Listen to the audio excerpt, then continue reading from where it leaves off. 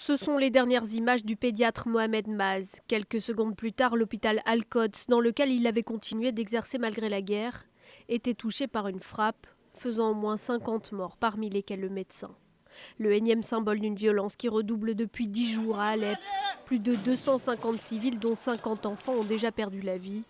Et c'est pour tenter de rétablir le cessez-le-feu que John Kerry est arrivé à Genève, décidé à mettre chacun face à ses responsabilités. Les Russes ont été clairs sur le fait que leurs avions n'étaient pas engagés à ce moment-là. Le régime syrien a clairement montré depuis un certain temps maintenant sa volonté d'attaquer le personnel médical et les sauveteurs. Cela doit cesser. La réussite du dialogue devra, quoi qu'il arrive, passer par les Russes, le premier allié du régime syrien sur le terrain. Alors qu'ils avaient annoncé leur retrait partiel de Syrie, les Russes semblent toujours très présents en appui de Bachar al-Assad. Depuis le 22 avril, les raids du régime visent des zones d'Alep tenues par des combattants rebelles syriens, soutenus par les Américains et ses alliés.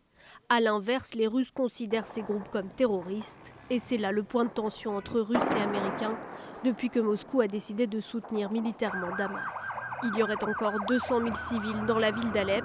La trêve fragile aura duré moins de 2 mois. Demain, l'envoyé spécial des Nations Unies sera à Moscou pour tenter de sauver le processus de paix, aujourd'hui dans l'impasse.